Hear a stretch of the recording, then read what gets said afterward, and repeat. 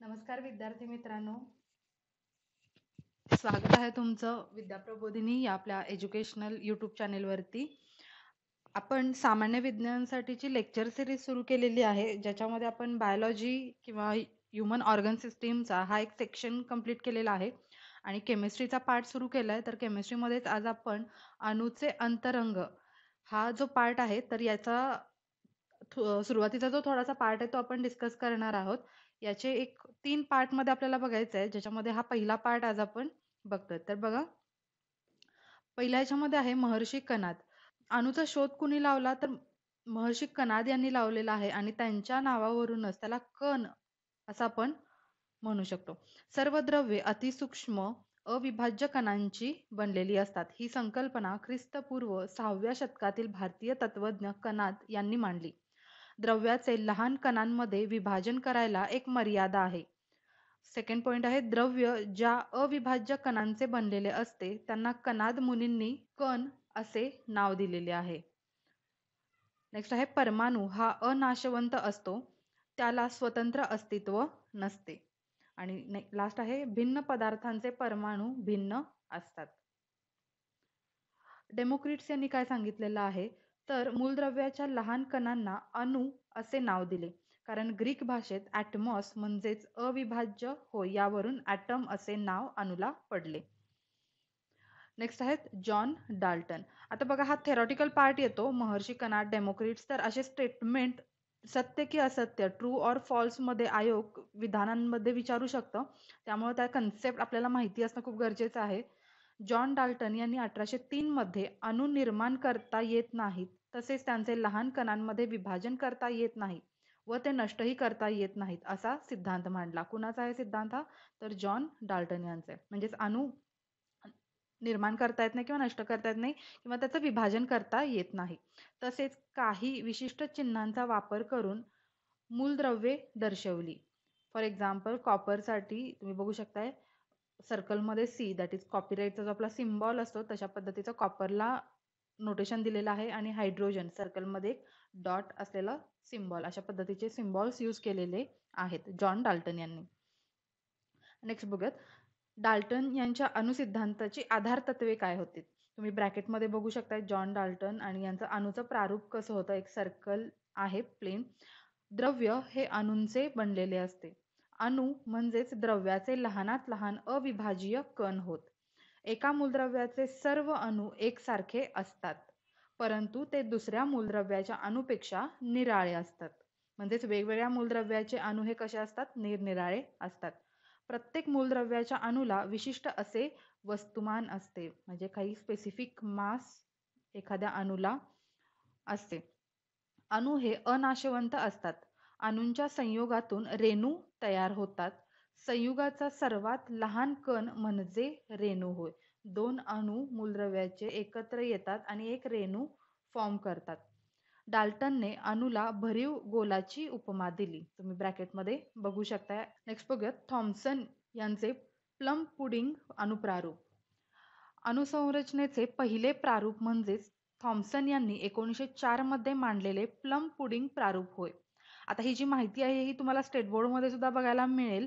आणि बघा, आयोगाच्या प्रश्नांचा जर विचार केला तर डेफिनेटली अशा पद्धतीची स्टेटमेंट ही कन्फ्युजिंग करणारी ठरू शकतात, जेणेकरून आपले मार्क्स इथं कट होतील. त्यामुळं विशिष्ट अशी जी स्टेटमेंट्स आहेत ती पर्टिक्युलरली करणं खूप गरजेचं आहे. पुढे बघा, या प्रारूपानुसार अणूमध्ये सर्वत्र धनप्रभार पसरलेला असतो व त्यामध्ये ऋणप्रभारित इलेक्ट्रॉन जडवलेले असतात. ब्रॅकेटमध्ये तुम्ही बघू शकताय हे प्रारूप दिलेलं आहे. पसरलेल्या धनप्रभाराचे संतुलन इलेक्ट्रॉनवरील ऋणप्रभारामुळे होते. त्यामुळे अणू विद्युत प्रभारदृष्ट्या उदासीन ठरतो. कुणी सांगितलेलं आहे? थॉम्सन. जे थॉम्सन यांनी सांगितलेलं आहे. त्यांनी कशाचं स्वरूप दिलेलं आहे? त्याला प्लम पुडिंगचं स्वरूप दिलेलं आहे. तुम्ही ब्रॅकेटमध्ये इथं बघू शकताय स्वरूप कसं आहे. पॉझिटिव्ह चार्ज आहेत, हा निगेटिव्ह चार्ज आहे आणि जेवढे पॉझिटिव्ह चार्ज आहेत तेवढेच निगेटिव्ह चार्ज असल्यामुळे हा कसा आहे ठरतो अणू, तर विद्युतदृष्ट्या उदासीन, न्यूट्रल ठरतो.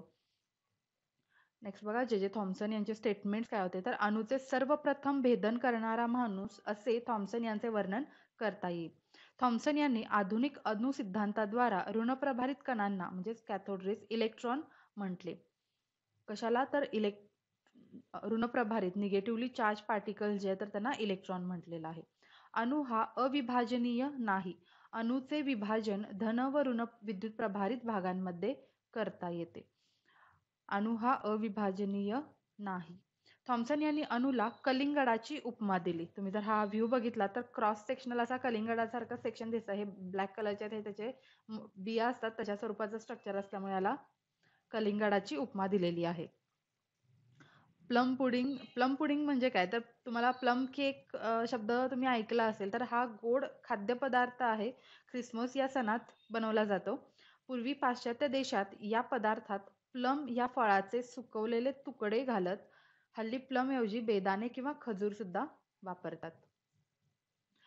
रुदरफोर्ड यांच्याबद्दल बघूयात. रुदरफोर्ड यांची अणूची प्रतिकृती. लॉर्ड रुदरफोर्ड यांनी सोन्याचा अतिशय पातळ पत्रा घेऊन त्यावर अल्फा कणांचा मारा केला. ब्रॅकेटमध्ये इथं खाली तुम्ही बघू शकतात, हा सोन्याचा एक पातळ पत्रा आहे ज्याच्यावरती अल्फा कण किंवा अल्फा पार्टिकल्सचा मारा केलेला आहे. अल्फा कण म्हणजेच धनप्रभारित हेलियमचे अणुकेंद्रक होय.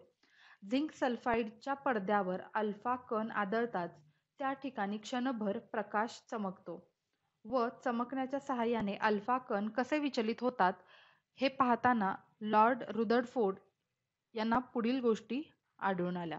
काय गोष्टी आढळून आल्या बघूयात आपण. काय गोष्टी आढळून आल्या त्याच्या आधी हे कन्स्ट्रक्शन समजून घेऊयात.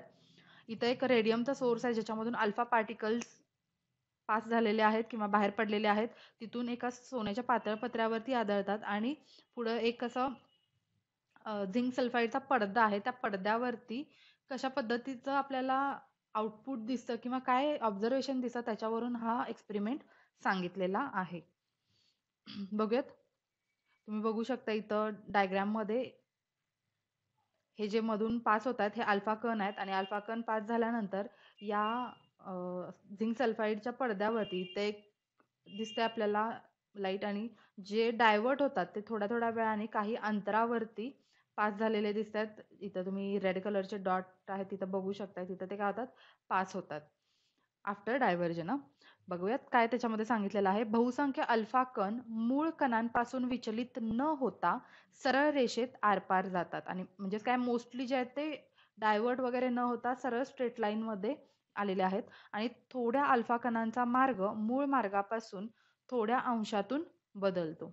अगदी थोड्या अल्फा कणांचा मार्ग मोठ्या कोनातून बदलतो.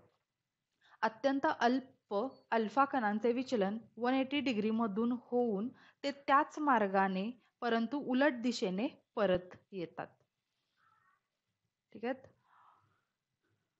नेक्स्ट बघूयात. रुदरफोर्ड यांच्या प्रयोगाचे निष्कर्ष काय होते मग, तर याच्यावरून आपण सांगू शकतो की अणू हा प्रामुख्याने पोकळ असतो. सेकंड आहे, अणूचे जवळजवळ सर्व वस्तुमान अणूच्या केंद्रापाशीच अत्यंत छोट्या भागात एकवटलेले असते, त्याला अणुकेंद्रक म्हणतात. अणूचा सर्व धनप्रभार अणुकेंद्रकात एकवटलेला असतो. अणूच्या केंद्रकात काही तटस्थ म्हणजेच न्यूट्रल कण असतात. अणूमधील इलेक्ट्रॉन अणुकेंद्रकाभोवती वर्तुळाकार कक्षात परिभ्रमण करतात. अणूची रचना ही सूर्यमालेप्रमाणे असते. सूर्याप्रमाणे केंद्रस्थानी अणुकेंद्रक असते, तर सूर्याभोवती फिरणाऱ्या ग्रहाप्रमाणे इलेक्ट्रॉन अणुकेंद्रकाभोवती फिरत असतात. म्हणजे अणूचं हे जर केंद्र कन्सिडर केलं तर त्याच्या केंद्रकामध्ये प्रोटॉन आणि न्यूट्रॉन असतात आणि त्याच्या ज्या कक्षा आहेत त्या कक्षांमध्ये काय आहेत तर निगेटिव्हली चार्ज इलेक्ट्रॉन पार्टिकल्स हे फ्रीली किंवा मूव्ह करत असतात. ठीक आहे. पहिल्या ऑर्बिटमध्ये किंवा पहिल्या कक्षेमध्ये फक्त 2च आहेत आणि दुसऱ्या कक्षेमध्ये मॅक्सिमम 8 इलेक्ट्रॉन असू शकतात. ठीक आहे. तर अशा पद्धतीचं हे स्ट्रक्चर रुदरफोर्ड यांच्या प्रयोगातून निष्कर्ष झालेला आहे. नेक्स्ट बघूयात. परंतु रुदरफोर्डच्या अणुप्रतिकृतीला काही मर्यादा होत्या. कक्षांमध्ये फिरणारा प्रभारित इलेक्ट्रॉन जर गतिमान असेल तर तो केंद्रकाच्या आत खेचला जाऊ शकतो व अशा परिस्थितीत आणि अस्थिर झाल्यामुळे त्यापासून द्रव्य तयार होऊ शकत नाही. रुदरफोर्डची अणुप्रतिकृती इलेक्ट्रॉनच्या गतिशीलतेचे परिणाम स्पष्ट करू शकत नव्हती. म्हणजे काहीतरी लिमिटेशन्स होते. त्या इलेक्ट्रॉनचं जे गती आहे किंवा स्पीड आहे त्याचे काय इफेक्ट आहेत ते ह्याच्यामधून आपल्याला क्लिअर होत नव्हतं. ते त्याचं लिमिटेशन ठरलेलं आहे. नेक्स्ट बघूयात नील्स बोर यांची अणुप्रतिकृती. बघा नील्स बोरने रुदरफोर्डच्या अणुप्रतिकृतीत पुढील सुधारणा सुचवल्या. आता त्यांच्यामध्ये काय सांगितलेलं आहे तुम्ही एक डायग्राम मध्ये एक ओव्हरव्ह्यू थोडक्यात बघू शकता. एन कवच एम म्हणजे आतून बाहेर येत पाहिजे तर के इनर सगळ्यात इनरमोस्ट कव्हर आहे जे केंद्रकाच्या लगेच असतं प्रेझेंट. त्यानंतर के एल एम आणि देन एन आणि जो केंद्रक आहे त्या केंद्रकामध्ये धनप्रभारित असे positively charge particles that is proton आणि न्यूट्रल असे न्यूट्रॉन्स प्रेझेंट असतात. आणि ह्या ज्या कक्षात सांगितलेल्या आहेत 4 ह्याच्यामध्ये काय तर इलेक्ट्रॉन्स फिरत असतात. बघा काय सुधारणा सुचवलेल्या आहेत. पहिली आहे अणुकेंद्रकाभोवती वेगवेगळ्या वर्तुळाकार कक्षांमध्ये इलेक्ट्रॉन्स विभागलेले असतात व ते ठराविक भ्रमण कक्षांमध्येच परिभ्रमण करू शकतात. अशा ठराविक भ्रमण कक्षेमध्ये फिरताना इलेक्ट्रॉनची ऊर्जा कमी होत नाही. विविध कवचामध्ये सामावू शकणाऱ्या इलेक्ट्रॉन्सची संख्या ठराविक असते. केंद्रकापासून सर्वात जवळ असलेल्या कवचापासून सुरुवात करून त्या कवचांना म्हणजे ते शेल्स आहेत, ऑर्बिट्स आहेत, त्यांना n is equal to 1, 2, 3, 4 and so on असे क्रमांक दिले जातात. त्यालाच आपण के एल एम एन अशा कक्षा म्हणतो. इलेक्ट्रॉन कवचाचा क्रमांक n असेल तर त्या कवचात जास्तीत जास्त 2n² एवढे इलेक्ट्रॉन सामावले जाऊ शकतात. म्हणजे फॉर एक्झाम्पल समजून घेऊया n इज इक्वल टू 1 म्हणजे पहिली कक्षा असेल तर मॅक्सिमम किती इलेक्ट्रॉन असतात तर 2 इंटू 1^2 n^2 आहे. That is 2 into 1 is equal to 2 म्हणजे पहिल्या कक्षा असेल तर मॅक्सिमम 2 इलेक्ट्रॉन असू शकतात. Similarly n is equal to 2 असेल तर मॅक्सिमम किती असणार आहे तर 8 असू शकतात. n इज इक्वल टू 3 असेल तर किती असणार आहेत 18. n इज इक्वल टू 4 असतील तर इथं जर आपण व्हॅल्यू टाकली 2n² मध्ये तर ते असणार आहेत 32 एवढे इलेक्ट्रॉन्स फोर्थ कक्षेमध्ये. हे मॅक्सिमम इलेक्ट्रॉनची कपॅसिटी येते. ठीक आहे. नेक्स्ट लिमिटेशन्स किंवा सुधारणा बघूयात. एका कक्षेतून दुसऱ्या कक्षेत उडी घेताना इलेक्ट्रॉनची ऊर्जा कमी किंवा जास्त होते. जेव्हा इलेक्ट्रॉनच्या बाहेरच्या कक्षेतून आतल्या कक्षेत उडी मारतो तेव्हा त्याची ऊर्जा कमी होते. जेव्हा बाहेरून आतमध्ये जातो त्यावेळेला इलेक्ट्रॉनला ऊर्जा दिली असता तो आतल्या कक्षेतून बाहेरच्या कक्षेत उडी मारतो आणि जर त्याला आपण ऊर्जा दिली तर तो आतून काय करणार आहे बाहेर उडी घेणार आहे. ठीक आहे. नेक्स्ट आहेत जेम्स चॅडविक. बघा जेम्स चॅडविक यांनी 1932 मध्ये अणूमधील आणखी एका कणाचा शोध लावला. या कणावर कोणताही धन किंवा ऋण प्रभार नव्हता.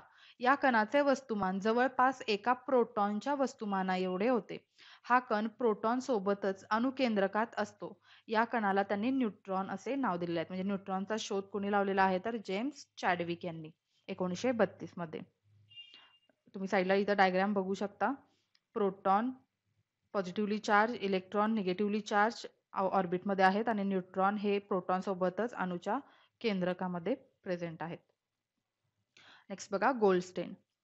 गोल्डस्टेन यांनी केंद्रकातील धनप्रभार म्हणजेच ॲनोड किरण किंवा ॲनोड रे यालाच पॉझिटिव्ह रे यालाच त्यांनी काय म्हटलेलं आहे प्रोटॉन असे म्हटलेले आहे. म्हणजे गोल्डस्टेन यांनी काय केलेलं आहे तर पॉझिटिव्हली चार्ज पार्टिकल्सना प्रोटॉन हे नाव दिलेलं आहे. कारण ऑलरेडी पॉझिटिव्हली चार्ज पार्टिकल शोधले गेले होते, फक्त त्याला नाव दिलं नव्हतं. ते नाव कोणी दिलेलं आहे तर गोल्डस्टेन यांनी प्रोटॉन असं नाव दिलेलं आहे.